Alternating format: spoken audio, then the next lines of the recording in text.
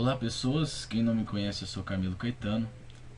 Estou fazendo esse vídeo para desmascarar alguns números falsos petistas e para te avisar sobre a bomba que eles implantaram nesse país. Salve-se quem puder. Quando falamos aí do governo petista, a primeira coisa que passa na cabeça de todos nós, né, é sobre o boom econômico que ocorreu durante os primeiros mandatos do Lula, né? E muita gente acha que o Lula foi o herói da economia, né? Porque se não fosse o Lula, o Brasil não teria crescido tanto quanto cresceu nesse período. E você olha, isso não é muito verdade, né? Tipo, o crescimento do PIB mundial durante o período anterior ao Lula foi ridículo, não houve crescimento de nenhum, o mundo quase andou de lado e houve até uma recessão durante 94 até 2002, né? O período onde o Lula não governava, na era FHC. E mesmo assim, aliás, até o Chile, durante esse período, não houve um crescimento. Assim que o mundo começou a crescer, o Chile e o Brasil foi deslanchando, né? Então não foi o Lula em si que resolveu esse problema. Até porque o Lula não deu tempo nem de investir em infraestrutura para aumentar, diminuir os nossos gargalos e aumentar a nossa produção. Não foi feito nada, simplesmente sentou e o mundo cresceu, né? E até a nossa dívida externa, né? A dívida externa começou a ser reduzida de 2002 para 2003 porque houve um leve crescimento entre o mundo, né? E o Brasil e o Chile. Houve um crescimento, houve redução de dívida, e assim a dívida foi reduzindo, assim como o nosso crescimento foi, é, foi acompanhando. Então não foi o Lula que simplesmente resolveu esse problema. Boa parte do nosso crescimento econômico veio do que foi feito antes, né? Nos nossos investimentos em infraestrutura, por intermédio das nossas privatizações. As privatizações injetou dinheiro muito grande. No caso, a quantidade de dinheiro injetado devido no caso, o setor de telecomunicação foi muito grande, né? O Brasil estava muito atrasado em relação ao mundo. Apesar dessas concessões terem sido erradas, né? Não foi feito da melhor maneira, porque fica um monopólio ainda, da mesma forma que era quando era a Telebrás, mas foi muito melhor do que era na mão do Estado. As ferrovias também houve um crescimento muito grande, né? A própria Vale, então criticada pela oposição, ela retorna em tributos o preço que ela foi vendida durante o processo de privatização. Todo ano ela rende ao governo uma nova Vale, né? Todo mundo criticou que custou barato, que demos a Vale, mas ela retorna muito mais do que dava antes, né? E retorna o preço que ela foi vendida. Boa parte do crescimento do petista veio das nossas commodities, né? A commodities que não colaboraram na gestão anterior ao Lula, né? Houve uma desvalorização e mesmo assim o FHC houve um leve crescimento em PIB per capita em reais aqui.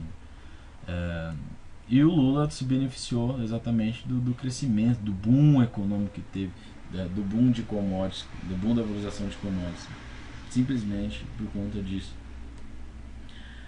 Lula também ficou como um herói por ter feito o Brasil se tornar exportador de petróleo. O Brasil ia participar da OPEP, mas nada disso, né?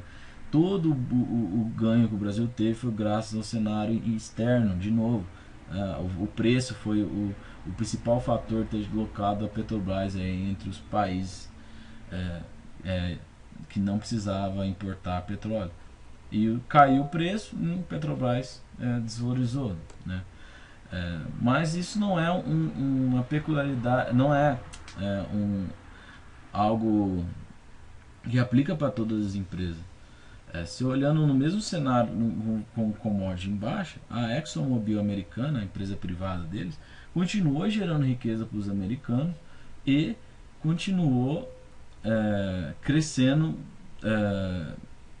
diversificando o seu produto, né? Agora eles estão produzindo xisto, gás xisto, enquanto nós continuamos na mesma tentativa de explorar os pré-sal e outras coisas, e levamos aí uma chance de falência, 32%. E com a desvalorização das commodities, puxou, o nosso crescimento ficou muito baixo e forçou nossos governantes a investirem em outras alternativas, né? Então, uma do principal medida do governo petista foi investir aí em educação e redução de pobreza. Então, isso aqui é uma mentira, mas houve sim um investimento maior na educação. Isso aqui é uma mentira porque não se pode comparar PIB e número investido bruto, porque se compara com o PIB. E mais claramente seria assim, né? O investimento do FHC foi um pouco inferior ao Lula. O Lula investiu um pouco mais em proporção ao PIB do que o governo anterior, né? Todos os governos anteriores. Mas o nosso desempenho caiu, né? O nosso desempenho, que estava indo até relativamente bem, né? Ele caiu, né? Não houve resultado nenhum com esse tipo de medida. Até a USP, que era entre as 100, caiu para entre as 200, né? Então nossa melhor universidade não é mais entre as 100, não está mais entre as 100 no ranking mundial. E é uma das provas que investimento em PIB não dá resultado, né? O Brasil, investindo mais que muitos outros países, até com os Estados Unidos e Reino Unido, que tem recordes em prêmios Nobel, né? Então, Brasil com nenhum prêmio Nobel, com uma posição ridícula, mesmo a gente investindo mais que outros países, continuando com uma posição muito inferior. E não é investir mais em PIB que dá mais resultado. Hoje, o nosso investimento, que é 5,7% do PIB, é muito superior ao que os países faziam antes, né? O que a Suécia investia antes, 5,7%, Finlândia investia antes. E hoje eles são ainda número 1 em educação, né? Porque o Brasil faz errado, né? O Brasil faz pelo Estado, né? Tipo, a Suécia, boa parte do seu investimento público serve como voucher para ingressar o aluno na escola particular, coisa que o Brasil não faz. O Brasil prefere fazer escola, o Brasil prefere fazer a própria universidade, e isso não gera resultados. A outra medida para segurar o nosso baixo crescimento econômico foi imprimindo dinheiro, né? Jogando dinheiro no mercado, jogando dinheiro para os pobres, né? Como se isso resolvesse o problema da pobreza, mas na verdade só torna o pobre dependente do sistema, né? Os próprios números mostram que a medida do Bolsa Família só tende a aumentar, então acaba não reduzindo a pobreza nada, né? E a outra medida de imprimir dinheiro é jogar dinheiro no mercado empregando um funcionário público, né? Então ele contrata um funcionário público para quebrar a janela e contrata outro funcionário público para arrumar a janela. Então são 2 empregos gerados para não fazer nada. Então você imprime dinheiro, você é dono do dinheiro, então você pode usar ele quantas vezes você quiser. Então você imprime dinheiro e emprega pessoas, né? Está aí o mercado de concurso público, né? Com todo respeito a quem é funcionário público, mas é porque não tem opção, né? Para você, se o governo não te deixa você abrir o seu próprio negócio, não gera emprego por meio do setor privado, né? Sobra a você que tem dinheiro, né? Que tem com quem que banca, você paga um curso, né? O mercado tem crescido, paga um curso para você entrar aí em um concurso público, né?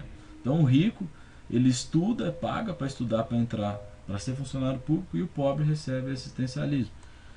E a outra medida foi imprimir dinheiro para as pessoas comprarem casa. Não tem casa, vamos imprimir dinheiro e jogar casa. E está aí um dos responsáveis pela bolha imobiliária. Mas tudo tem seu preço, né? Se o governo está imprimindo dinheiro e todo mundo recebendo bolsa esmola, outros estão sendo empregados por concurso público e outro está comprando a casa por crédito fácil, tudo tem seu preço. E está aí o preço, né? A nossa dívida interna, que hoje já somos o 3º maior pagador de juros do mundo. Só que no FHC também houve os governos anteriores também houve uma dívida muito alta, né? Uma dívida crescente. Só que boa parte dos nossos juros de serem altos, né?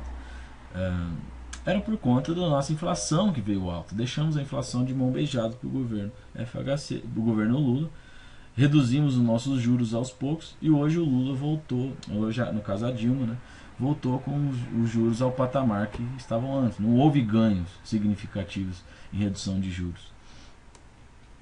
E a conta está aí, né? O nosso, a classe média, os trabalhadores, o pequeno empresário, estão pagando a conta dos nossos juros altíssimos, das pessoas que estão aposentadas, e alguém tem que pagar essa conta. Tá aí para onde vai a nossa carga tributária. E fazendo um tira-teima, quando a gente compara aí os governos FHC e Lula, comparando com o governo anterior em proporção e não em números brutos, como é a mágica petista, né? Você vê que o salário mínimo em relação ao PIB durante o governo FHC foi muito maior. A geração de empregos em relação ao crescimento que o FHC teve foi muito maior que o Lula, né? A qualidade de vida que teve foi muito maior que o do Lula, sabe? O Lula teve o único ganho significativo do governo anterior foi na redução de miséria, que é com base no assistencialismo e não com o progresso das pessoas. E o problema é que o governo Lula não só não gerou poucos resultados, como implantou a bomba, né? Tudo que ele gerou de emprego, tudo que ele gerou em desenvolvimento, foi tudo em cima de dívidas, tudo em cima de empréstimos, o que não é nosso, isso são resultados insignificantes perto do mundo, né? O IDH nosso parou de crescer, o Brasil perdeu em qualidade de vida, perdeu em qualidade em desenvolvimento humano, o mundo continuou crescendo, mas a gente pediu muito dinheiro emprestado para não ter ganho nenhum, para não ter resultado nenhum. Implantamos a bomba, né? A bomba petista uma hora vai explodir, né? A nossa dívida sobe e nosso desempenho, né, tanto social e econômico, é muito baixo perto do mundo. O mundo está melhorando e nós não, né? Ficamos para trás. Boa parte do nosso excelente resultado que tivemos aí na era, nos anos anteriores ao Lula, né, desde o Collor para o FHC, foi devido ao nosso time do movimento em prol da liberdade econômica, né? Mesmo o mundo lá fora com inflação, mesmo aqui com inflação, o mundo lá fora com baixo crescimento, com nossas commodities valorizando, nós tivemos ganhos socioeconômicos bem significativos, graças à ideia de liberdade econômica, que depois foram sendo reduzidas na gestão Lula, ao contrário do Chile, que manteve aí entre os países mais livres da América Latina. Então faça a sua parte, né? No Facebook, sei lá, procure páginas em relação à liberdade econômica, divulgue a liberdade econômica. Tem uma página muito que cresce bastante nos últimos dias, o Liberalismo da Zoeira. Eu mesmo falo muito sobre liberdade econômica, você pode seguir eu no Facebook.